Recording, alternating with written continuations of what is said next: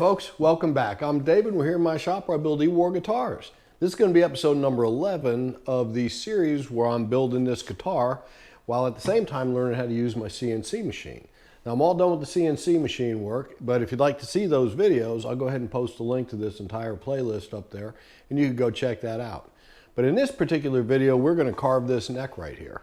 I do it all by hand. It's probably my favorite part of building a guitar, and we're going to get rolling with that right now. Okay, so the frets have all been pressed in place. They're glued in. I sanded the edges and I filled the end holes with some ebony dust, and I've filed the edges down at a bevel. And that's all we're going to do on these frets now until we're just about finished with the guitar, where we'll surface them and recrown them and polish them and everything, okay? So for the next step in this process, we're getting ready to carve this neck. And to do that, what I'm going to do first is I'm going to cut it out on my bandsaw to get the proper thickness. Once I'm close to the proper thickness, I'm going to take it over to my oscillating belt sander, and I got a little jig set up on there, and I'm going to run it back and forth and bring it right to the line, which should give me very close to my final thickness. Then we're going to take it over here on, I got a little holding jig set up. We're going to take it over here and I'm going to use my Shinto rasp and some other little Japanese rasps, and we're going to get it shaped up and sanded and smoothed out. One thing I want to do while it's still in the body, I want to go ahead and mark on here the heel location. So I'm going to mark right around here so I know just where to stop as I'm cutting this out. So I've got that marked, and now we're going to take the neck out of here and we're going to mark a line on there and get cutting away. So I'm going to turn this camera down and we're going to get into explaining this. Okay, so first let me get the neck out of this body. We're going to set the body aside where it's not going to get damaged. Okay, so this is the pattern I'm going to use, the template I'm going to use to shape this neck. And it's a StewMac, it's a 1959 Les Paul. Has a nice feel to it. It's a thick and kind of meaty feeling neck, and I really like it. And I've had a lot of other people tell me they really like it too. So anyway, we're going to use that, and this also shows us on here the thickness of the neck. So at the at the first fret, we have 0.895 inches thick with the fretboard, and at the 11th fret, we have 0.980 inches thick at the including the fretboard there too. So what we're going to do is we're going to put this guy up on edge like so. Okay, right there. Now I'm going to take my square. Let's start here at the 11th fret. So I'm going to set that right there at the 11th fret. And I'm going to set my guy here to 0.980. Okay, right there. Now, with my neck laying nice and flat on the side edge, I've got my square pushed up against the deal right there. I'm going to use this and poke a little hole right there. 0.980 right there. Very nice. Now we're going to come around to the first fret and do the same thing. Now this one we're going to set at 0.895. And we have our mark right there.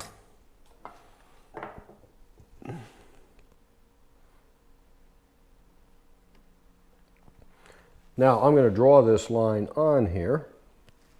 If I can find my other mark right here.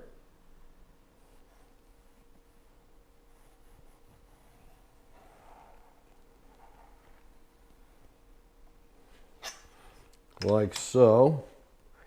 And I'm going to draw a little line right here, which is going to be my cutoff point because this right here is my heel. Okay? And then right below the nut, I'm going to draw another little curve here, like so, and that's going to form my volute. So that's my line right there. I have 0.895 here at the first fret. I have 0.980 at the 11th fret. I've got my heel marked, so I've cut it here probably a 1/4 inch short of the heel. And I've roughly got my volute marked out here too. So we're going to go ahead and take this over to the bandsaw and get it cut out. And I'm going to leave that line, I'm going to leave plenty of material past that line. Then we're going to clamp it onto my jig and we're going to sand it over right to the line. And that should give us our nice thickness all the way down the center.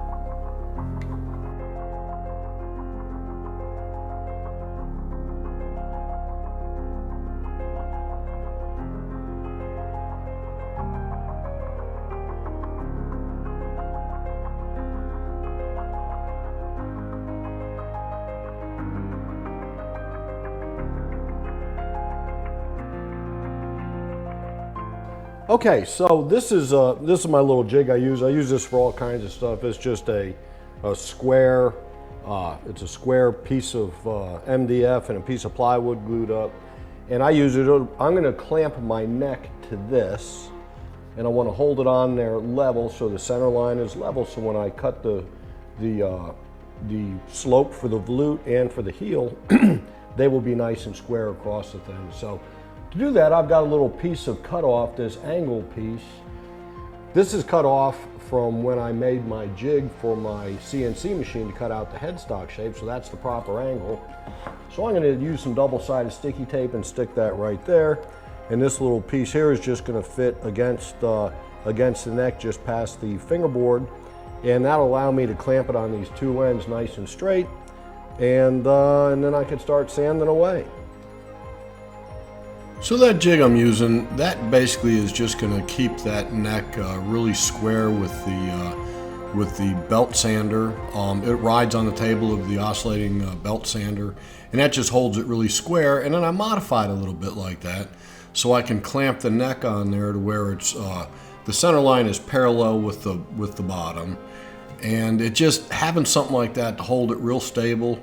It took about 2 minutes to put these couple of boards on there, and it holds it really stable, straight, and you just get a better end result when you do stuff like that. Took me a while to figure that kind of thing out, but it's worth the extra couple of minutes for sure. And I basically used the radius on the ends of that belt sander to form the curves of both the volute and the heel at the bottom. Although I'll slightly modify both of them when I'm actually doing my carving. But that gets me pretty close right there.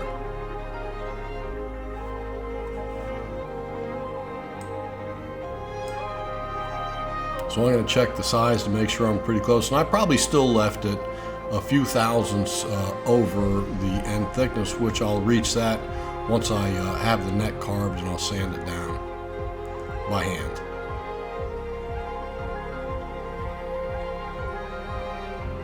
That's about it. It is ready to get carved on.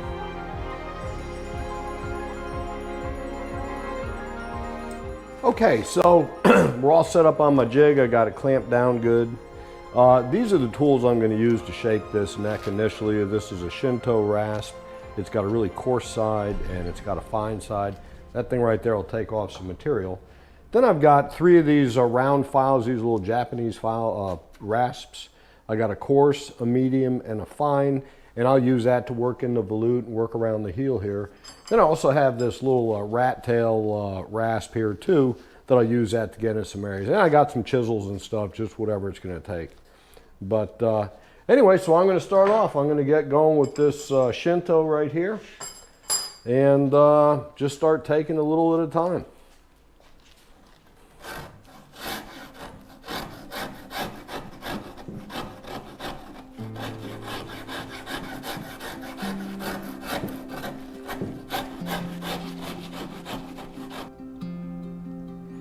So I start off carving my necks. Well, I'm basically trying to knock down the big square corners on the edge of that neck just to start beginning to get it into the shape. Then I'm going to go up, I'm kind of laying out a rough layout for my volute right there.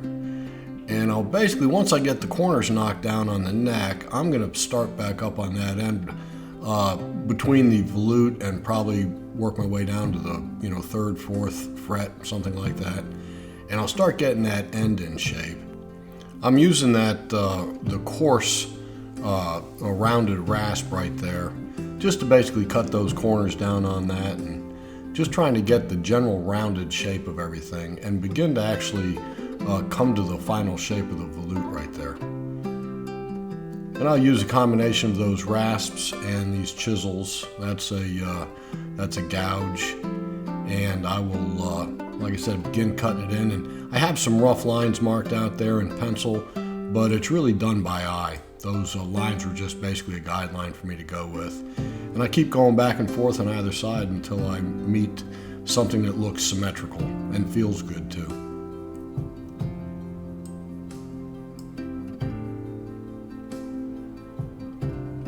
So I'm basically just trying to get that end of the neck up around the nut end closer to its final size. And I focus on the end, but then I'll keep cutting back on the rest of it, working towards the heel of the neck.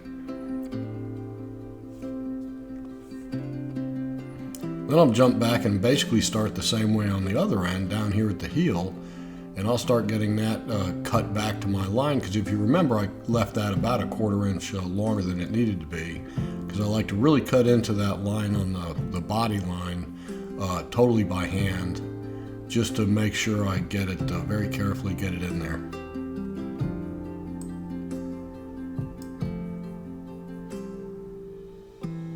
That shim-toe rasp, that thing will take off some wood, that's for sure. I love it. I gotta wear my gloves when I'm using it, because it not only cut the wood good, it'll cut up your hands good too.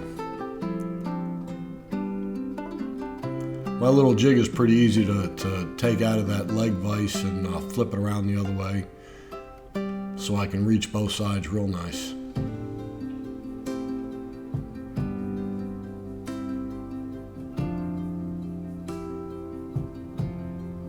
And once I'm starting to get close, I'll get out that little template I have, that Les Paul 59 template, and I'll start checking it and slowly work my way into the final shape of the neck.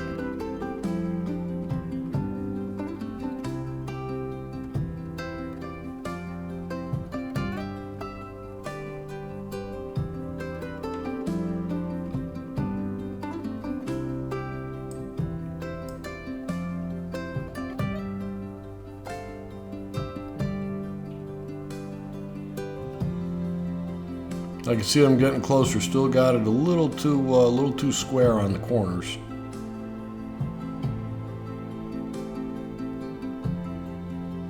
I know some guys, they'll carve it all the way down right at the first fret and the 12th fret or whatever, but I really like working the whole neck back and forth as I'm going. I kind of bring it all together at once.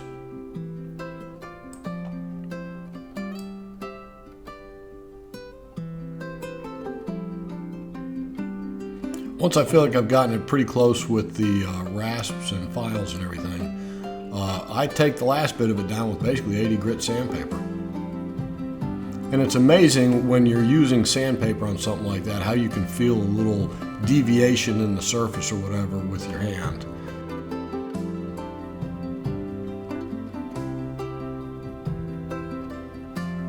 Now I put it back in the body and I remark that neckline just to be sure.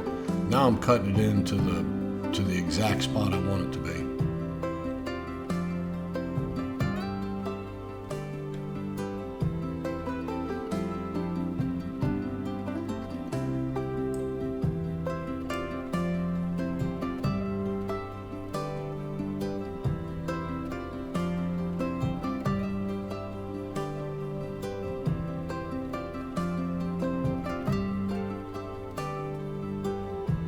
Now that's a round sanding block that I use to kind of clean up that upper side of the volute. And of course a big flat sanding block too, to make sure it's all staying flat.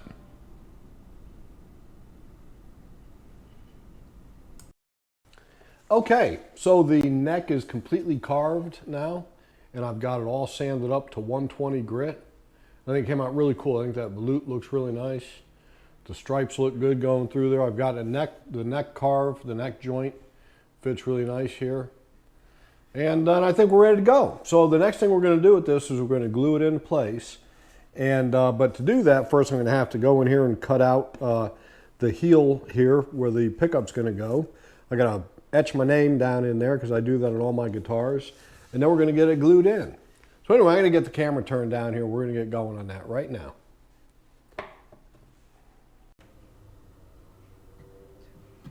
So with the neck pressed firmly into place, I'm just going to line up and draw me a little line at the edge of the pickup.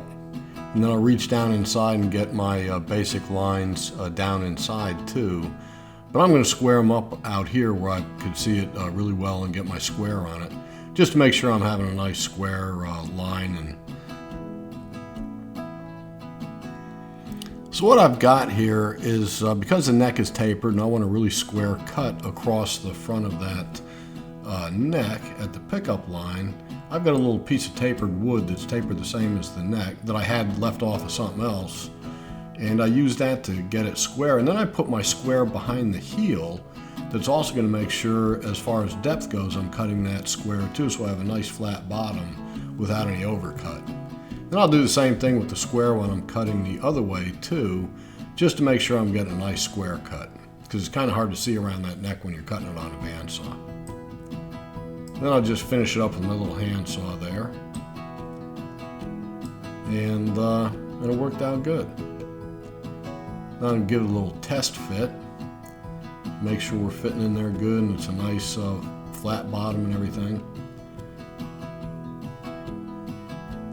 I'll take that and I'll just clean up some of those bandsaw marks with my file, and just to make sure I'm nice and square and it's all looking really good. Now I'm going to burn my initials and the date in it. Okay, so I'm getting ready to glue up my neck, and if you watched a couple of episodes ago, I had used this Ultra Cat glue for gluing my veneer pieces on the back of that back of the fretboard. And the more I've read about this stuff, the more I like it. It's a PPR glue, which stands for pre-catalyzed powdered resin. You mix it with water, and the bond strength is supposed to be superior to like a tight bond glue.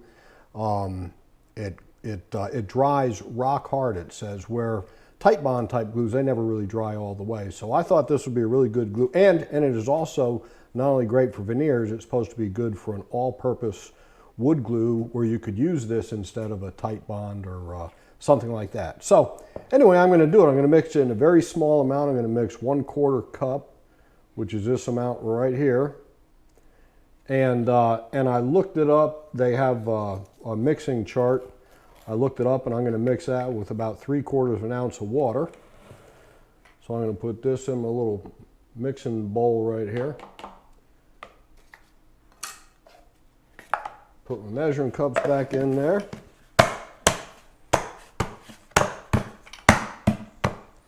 Now,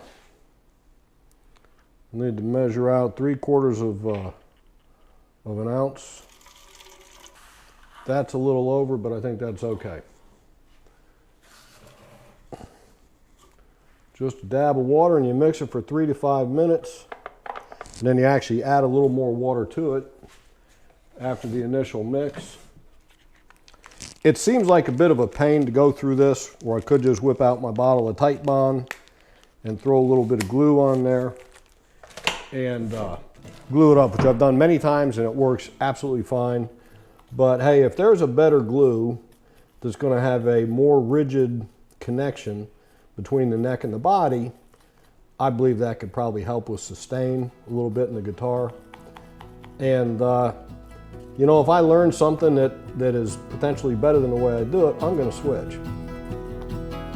I'm always looking for better ways of doing what I do on these guitars. And if I find something I think it's going to work, I think it's worth giving it a try. And so far I've had good luck with this stuff. I'm just spreading it on there with my little silicone brush. And as it turns out, I got a little too much in there because you can see it squeezing out right there. And I realized I didn't wrap that little backing block with any wax paper. And I don't want that thing stuck to my guitar, so I pulled it off and got a little wax paper on there. Then I got a second clamp down in the pickup hole, and it clamped up beautifully, and I just cleaned off the glue, and it turned out really well. Well, folks, that's going to be it for this video. All I've got to do is now sand up this neck joint, get rid of some of that glue, and I'll be ready to move on to the next phase. I really appreciate y'all checking out my video. I really do. I dig doing them. I'm loving making this guitar. I love learning how to use that CNC machine. I can't wait to see that grow as part of my shop. It's really been cool, and I'm looking forward to what's coming next. Anyway, thank you all for watching. God bless you, and we'll see you all in the next one.